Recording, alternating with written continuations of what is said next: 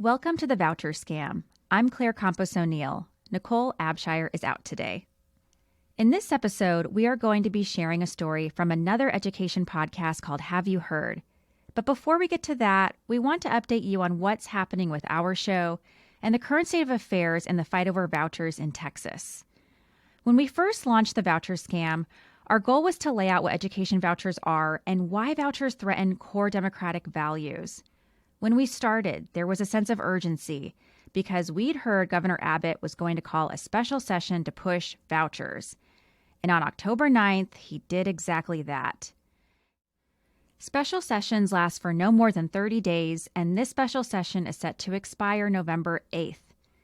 So far, rural Republicans are holding the line in their opposition to vouchers. As of now, it looks like vouchers will not pass this session. However, Governor Abbott seems dead set on getting his way. So if vouchers do not pass in this session, there's a good chance another special session will be called. No matter how strong the opposition, the voucher issue has a way of coming back from the dead. We believe it is essential that everybody understands what's at stake, and we hope this show will be one way Texans can come together and stay organized about this issue and other threats to public education. We cannot win this fight by ourselves. Okay, so today's episode. Last time on the Voucher Scam, we spoke to Jennifer Berkshire. Along with Jack Schneider, Jennifer co-hosts a podcast called Have You Heard? Their show is all about public education and policy from a national lens. Recently, Jennifer and Jack did an episode about the state takeover of Houston ISD. Of course, the takeover of Houston ISD isn't about vouchers exactly, but in our view, it's related because it demonstrates another way in which Governor Abbott and his allies are breaking public schools in Texas. So here's their take on what's happening in Houston. Have you heard? Have you heard? Have you heard? Have you heard? Have you heard? Have you heard?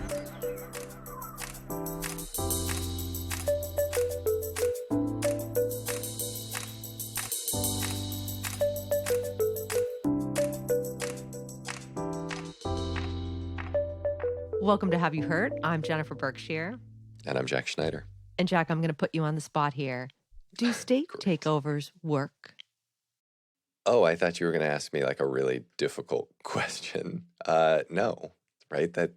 That's a question we actually have an answer to. No, there's an empirical basis for that answer, and I think there's a kind of theoretical answer. Why would state takeovers work, right? Does the state in any of our 50 states have the actual capacity to effectively and democratically and equitably run a school district? That's not what states do. And I think we have good reason, just if we search our own democratic values, right? We have good reason to have problems with state takeover in that locally elected officials suddenly are powerless. Communities have no way really to exert voice there, which renders both voice and exit null for them in most cases. And I think there's reason also, if we're just talking about, a theoretical perspective, there's reason to think that the state would do worse than the district in terms of trying to govern schools because of the expectations that are set in a takeover, right? That the state is going to do better, and the measure of concern is student standardized test scores. And so the state is going to do things like narrow the curriculum. We have empirical evidence that happens in takeover conditions, that, all sorts of teaching practices that I think are non-ideal will be encouraged in these conditions. So no, not generally something that we collectively as a community of scholars and or practitioners would recommend. Well, we are headed to Houston, where all of these questions have been playing out in live time. And one of the things that makes this case study so interesting is exactly what you were just talking about, that they're really, anyone who has looked into this can conclude that the track record of state takeovers has been pretty dismal, including right here where we are in Massachusetts.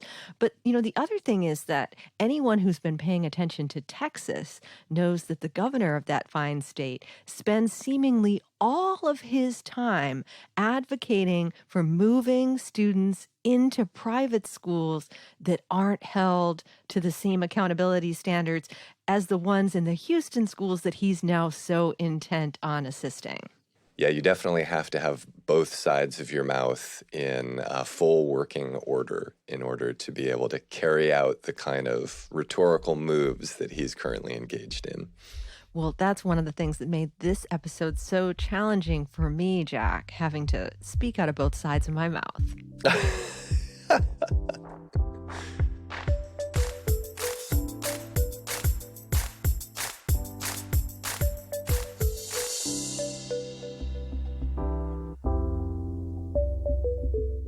Now to the main event, we're headed to Houston, where back in June, the state formally took control of the Houston Independent School District, or HISD.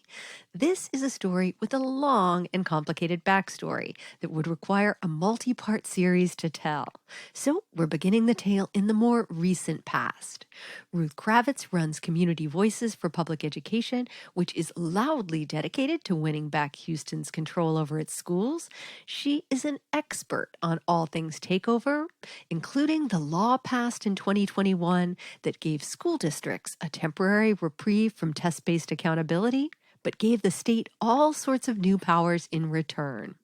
So it was essentially one of those deals in which you gain one thing and you lose three horrible things. So what they gained was 1 year pause in test scores. And what the public, teachers, school districts, and really everyone in Texas lost is the state expanded accountability sanctions to both D and F rated schools. They expanded the final and unappealable authority of the Texas Education Agency to essentially investigate any school district at any moment, which essentially will trigger state takeover of any school district across the state of Texas based on test scores. A little more about Ruth. She taught math and many other things in Houston for almost 3 decades before retiring in 2020, and she is a veritable encyclopedia when it comes to understanding Texas education policy. But like just about everybody I spoke to for this episode, she argues that what's happening in Houston isn't really about education. It's about politics. So basically, the state can, on one hand, dismantle public education in Texas by pushing vouchers, and on the other hand, where it doesn't work, in those pesky communities that tend to vote blue across the state of Texas, because this is truly targeting communities with strong Black and brown political participation, they can trigger takeover simply because of the fact that schools, because they're super underfunded, can't meet all special ed guidelines, so you can't win for losing. We'll give you an unfunded mandate, we'll hold you accountable to it, and then we'll blame you for it, and then we'll shame you for it, and then we'll close your school district. A little more background on the Houston takeover and what triggered it. By law, Texas can now take over any district with a school that doesn't meet accountability standards for 5 years in a row. While Houston, which has nearly 275 schools serving close to 200,000 students, earned an overall B rating from the state, one of its schools met that criteria, Q takeover. That enabled the state education chief, who is an appointee of Republican Governor Greg Abbott, to replace the elected school board with a hand-picked governing body and to appoint a superintendent. So a lot of appointing going on. And that superintendent, Mike Miles, has a very particular view of what it takes to turn schools around. That approach includes strict discipline, a standardized scripted curriculum, and timers. Lots of timers. Let's just say that Ruth is not a fan. There's no other way to say it but nefarious. It is purposeful, it is mean-spirited, and it is designed to allow people in more affluent communities to maintain some facsimile of a public school and people in under-resourced communities, primarily Black and Brown communities, to see their schools turned into sterile, cold, cookie-colored, militarized schools. There's timers that go off every 4 minutes where you, as a teacher, must check for understanding. It's not that checking for understanding is bad, it's just requiring teachers to do it every 4 minutes, and if they don't, they will be reprimanded. This will create fear and sorrow and a rigidity on the part of teachers, great teachers and novice teachers alike, that will permeate to students, and students will feel not joyful and happy and engaged in learning, but diminished and demeaned. We will be hearing from some teachers who are on the front lines of these policy changes momentarily. But first, I've asked Domingo Morel, who is an expert on school takeovers, to give us some context for what's happening in Houston. He is the author of Takeover, Race, Education, and American Democracy. And since he last joined us on the pod in 2018, a lot has happened. He's now at NYU, and he has a new book out. It's called Developing Scholars, Race, Politics, and the Pursuit of Higher Education. And that's not all that's changed. Domingo says that since he started studying school takeovers, he's noticed a big difference in the way that states justify what they're up to. They're not even concerned with people thinking that they're going to intervene to improve the schools. In the late 1980s, early 1990s, even early 2000s, states were really concerned with seeming like there were legitimate presence in these localities and really wanted to show that they were going to improve the schools. But we're entering a phase where that's not even a concern anymore. I think there's not a better example than Houston. Domingo says that the very first question he typically gets from folks in places like Houston is the one I put to Jack at the start of the episode. Do state takeovers work? And thanks to the research of Domingo and others, the verdict is in. But now, we have enough research to show that they don't improve. My research in particular, which is focused on how communities are affected by this, is just really, really harmful. And so I think people are now realizing in ways that maybe was not the case several years ago, that these state takeovers, while states had for a very long time said that they're coming in to improve the schools, that is really hard to make a compelling argument that that's what's happening here. That Houston is not a failing school district by any measure. It has challenges like many school districts across the country, but to justify the removal of the locally elected school board and everything else that is happening in the school district, I think people are seeing what this is all about. In Domingo's book, he makes the case that we have to understand the rise of state takeovers as a response to the growing political power of Black and Latino voters in cities. That is still the case today, especially when you consider that Houston is a big blue city in a very red state. So in the case of Texas, where you have a Republican-led, state political power base with the governor being a Republican, the state legislature being led by Republicans, in a city like Houston, where the majority of citizens there are people of color and identify as Democratic, it just leads to these types of political tensions, right? And in the case of Houston, what we are seeing is the wish among state lawmakers and state authorities to impose certain policies as it relates to education to the city of Houston that the residents do not want. And so the state comes in, and in order to impose these policies, you need to remove the opposition. And so that's the locally elected school board, that's the teachers and their organizing mechanism, which is the unions, right? You need to remove these political players out of the arena to impose these policies. And so Houston, in this way, looks like every other city that experiences takeover for the most part. Okay, so according to Domingo, state takeovers like the one playing out right now in Houston or the one that was just threatened in Tulsa are pretty much the same as they ever were. What's different now is the absence of bipartisan respectability and the need for legitimacy. Takeovers 30 years in the making have always been led by Republicans, right? And so in order for a state to take over a local school district, a law needs to be passed. And most of these laws are being passed, over time by Republican governors and Republican-led state legislatures. So that has been the case. The difference that I do think we are starting to see a difference here is that for the first, let's say 30 years of this type of intervention, states were really concerned with how localities perceived their presence, how other state officials were thinking about the presence of of states and localities. And so that concern, to me, is no longer a concern for these state authorities, right? And so the DeSantises of the world and other Republican governors like Abbott in Texas, I don't think that they're really concerned with what people are saying. They have an agenda, and that agenda is pretty clear, and they're not really concerned with seeming like whether they're a legitimate authority in this or not. No, I find Domingo's argument very convincing, and I can't recommend his book highly enough. But I'm still trying to wrap my head around how officials in Texas seem to be singing two completely contradictory tunes when it comes to education policy.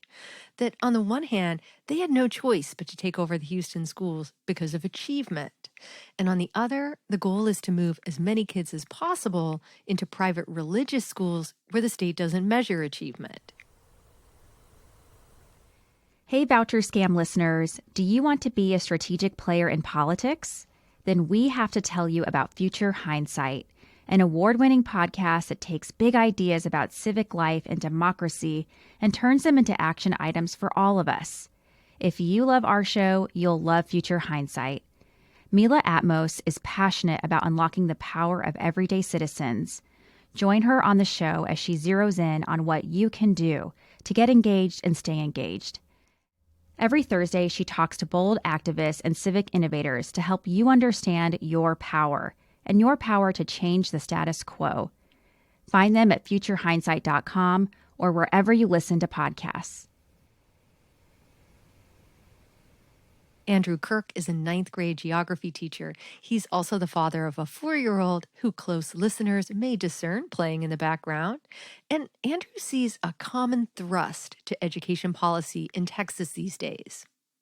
It's really attached to a broader project of neoliberalism in education. Teachers have a lot less autonomy. I think it's something that actually works pretty well in tandem with the censorship that we're seeing at a state level. It's a different kind of censorship, but they both act as a type of labor discipline and a restriction on teachers' autonomy. So I think it should be understood in that context. You may have noticed that I didn't mention where Andrew teaches. That would be Dallas, the district that Mike Miles was previously tasked with turning around. What they did in Dallas and are continuing to do is promote regimentation, just narrowing of the curriculum to what's tested. The test is the curriculum, essentially. And they don't even result in authentic learning. You can see that when you compare the data for something like our state test, which is used to promote Miles and his policies, with something like the NAEP, the National Assessment of Educational Progress, where Dallas has been declining in most areas relative to peers. It's just score inflation. Teachers are learning patterns in the content of these tests. They're aligning their classroom practice to that content. And you're just seeing what look like these gains, but they're very limited and they just reflect this sort of rote, scripted approach to teaching and learning. Andrew is also a member of the executive board of the American Federation of Teachers in Dallas. It's a big part of why he views what's happening to teachers in places like Dallas and Houston through a labor lens. And he says that one thing those of us in blue states really need to understand is the extent to which what he calls labor discipline is already baked into Texas law. We don't have bargaining. We don't have any kind of recognized right to strike. There are strong penalties attached to doing so. There were limited sick-outs in some districts during the early pandemic, but nothing on the scale that you might have seen elsewhere. We work within a pretty limited framework, but that doesn't mean that we're powerless. It's just, it looks very different in our context. There's a word that Andrew used in telling me about the sort of reform that his district went through and that Houston is going through now. The word is Taylorism. Frederick Taylor, of course, was a mechanical engineer who came up with something called scientific management in the late 19th century. And the idea was basically that jobs that involve manual labor could be broken down into specific, routinized tasks that workers could do without too much thinking. And their managers could assess them without any real understanding of what the job entailed. The teaching equivalent of this would be delivering lessons from a script, while an administrator with no particular content knowledge taps away at their laptop. I wanted to understand what this looks like from the point of view of a teacher. First up is Melissa Yarborough. She grew up in Louisiana and has been teaching in Baton Rouge. And then during the pandemic, Melissa and her spouse, who's from Mexico, decided that they were ready for a change. It was one of those COVID decisions. Let's reassess our lives because everything has shut down. And we moved to Houston. People say, why? Did you come for work? No, just we made a life choice. The rumors in Baton Rouge are Houston is better. Houston schools are better. They're going to have more bilingual programs. Baton Rouge only has 2. We looked at Houston, it had like 15 for elementary alone. All of that's changed. We made that move 2 years ago, and I did not expect this to happen. So Melissa applies for a teaching job, and she gets hired to teach English language arts and ESL at a high-poverty school in Houston. And as she quickly learns, that means preparing students for the high-stakes spring ritual known as the STAR test. I joined the school and I'm asking, what's the curriculum? Where's the curriculum? Is there a book we're working with? And I was given a packet of practice tests. I was like, okay, that's cool. Where's the curriculum? This is the curriculum. Oh, what are the lessons like? This is it. They treated me like I was crazy. What do you mean? This packet is the lesson. You just teach it. The only way to get kids to pass the test in the spring is to make all class lessons look like the tests. Melissa is at one of the 28 schools that are part of the quote-unquote new education system, and she says that she was initially hopeful that the additional resources and support might mean an improvement over her school's test-heavy focus. Instead, the opposite has happened. The teachers have to use the lesson slides that people at the district are making. And by the way, they're understaffed and they're building the plane while they fly it. They're only a week ahead. So there's no real roadmap. You don't know where you're going. It's like you're listening to the GPS. Okay, they told me to turn left. I'm going to turn left, but I have no idea. Are we going to Michigan? Are we driving to Mexico? Like, where are we going? That's against best practice. Best practice is know your end goal. For Melissa and her coworkers at these NES schools, teaching now means reading from a script that tells her what to say, how to say it, even when to feign surprise. While the stated purpose of this experiment is to, quote, dramatically improve outcomes for students, Melissa sees a different goal, making education teacher-proof.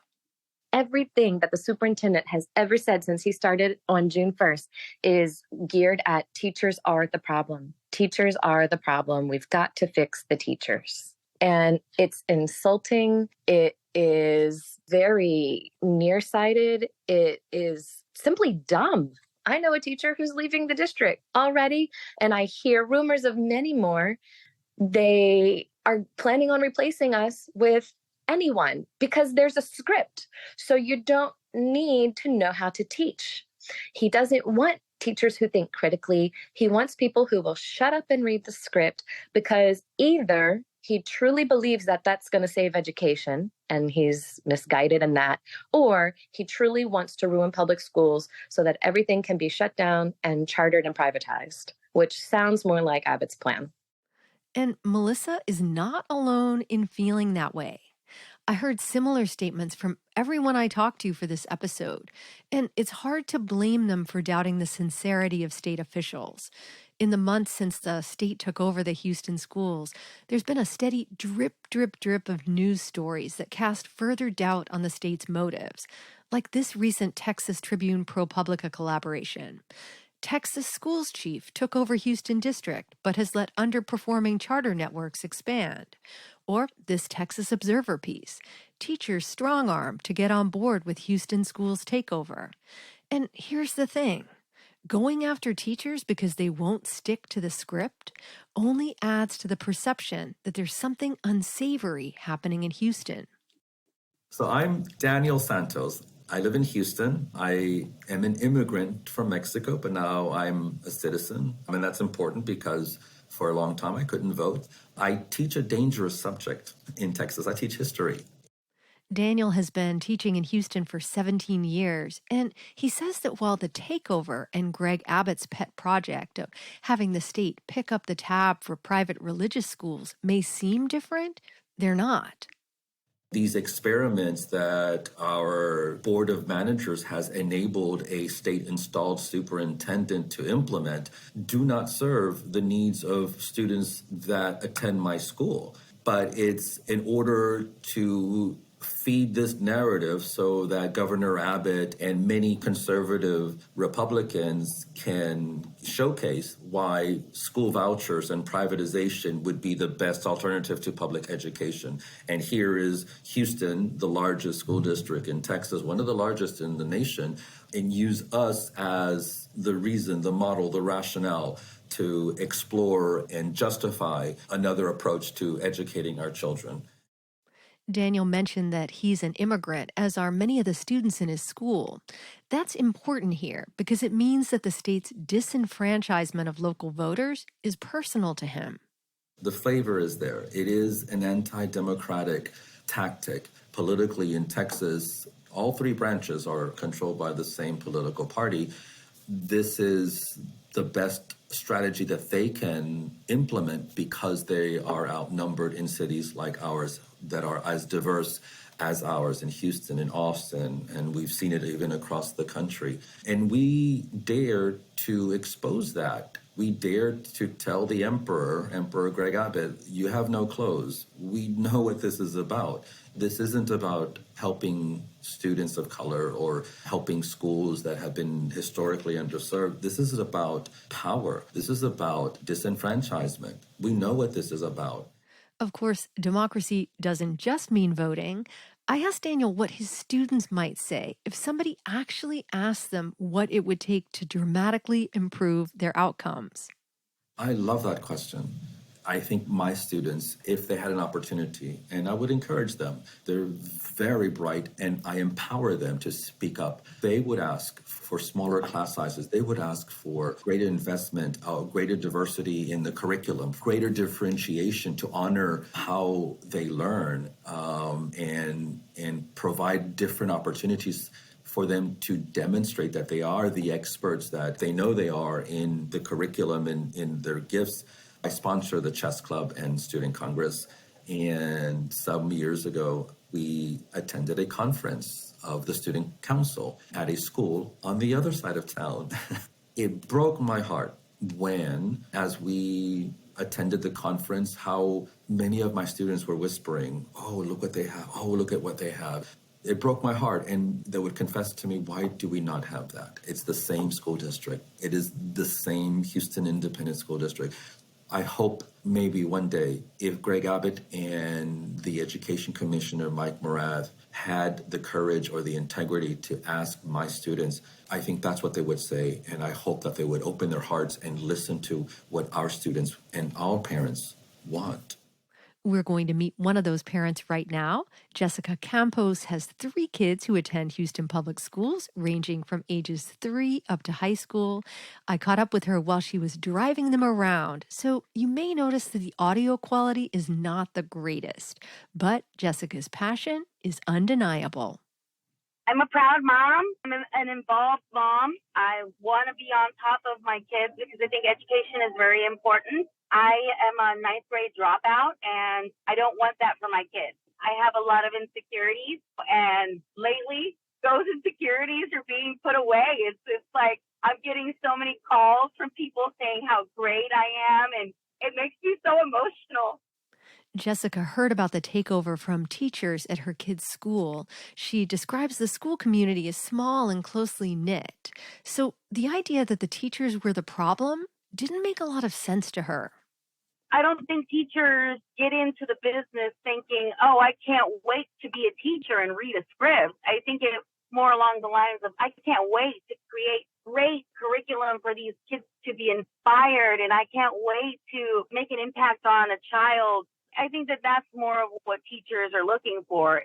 And when you've got scripted curriculum, not all children are the same. Not all children can learn the same. And I look at it this way because I have children with different disabilities. Now, if you've ever been part of any kind of organizing campaign, you have experienced the moment when somebody finds their voice and just sort of comes alive. Well, that person in Houston is Jessica. What started as an effort to translate materials about the takeover into Spanish morphed into a protest, with Jessica speaking up for other parents who couldn't. Everyone was looking at me. Everyone was waiting for me to act and to say what I wanted to say. And I remember standing outside. I'm going to get emotional because a lot of these people are immigrants who are afraid to speak. So they were so scared, but they stood with me. And when the people from the HISD building came outside to talk to us, there was some officers that were outside too. And my ladies started to get scared. And I said, don't be scared. They can't do anything to us. The gentleman said, we would like to ask you to please move to the outside of the fence. And I told him, you know what, sir, I know that you're just the messenger, but you can tell Mr. Miles that Jessica Campos says we're not going anywhere. We are in our right to be here. And when I said that, the gentleman said, yes, ma'am, I will let him know. Way back at the very start of the episode, we met Ruth Kravitz, who heads up Community Voices for Public Education. Jessica Campos and teacher Melissa Yarborough are both active participants in that group. And it is fitting that while I was putting this episode together, the Texas Monthly did a feature story about Ruth. The title was Superintendent Mike Miles Has Big Plans for Houston ISD. A 5-foot-tall retired teacher stands in his way. I'm guessing that Ruth would probably add, quote, and an army of parents and educators to that title. Because people are speaking out forcefully, because we've had read-ins where 300 parents showed up, which in Houston is a lot, because we've been protesting since January, because parents and teachers have been going to drop-off lines and pick-up lines and having house meetings in their house saying, this is what's happening in our city and this is why it's not good, people have been able to successfully push back against some of his excesses.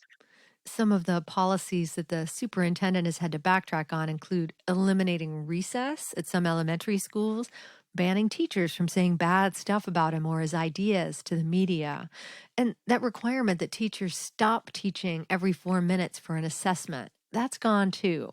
But the larger battle over democracy in the state's largest school district rages on, and Ruth is looking for all the help she can get.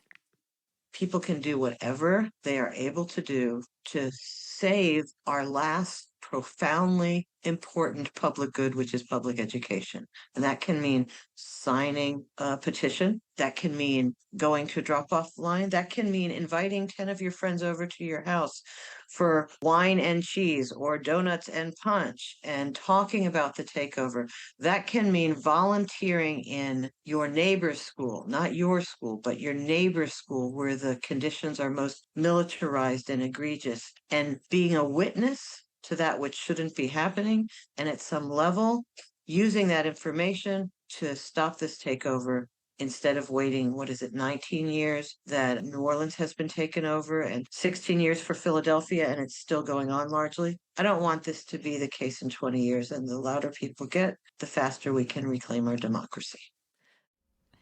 Thanks again to Jennifer and Jack for sharing the episode, and thank you for listening. Nicole and I will be back next week. See you then.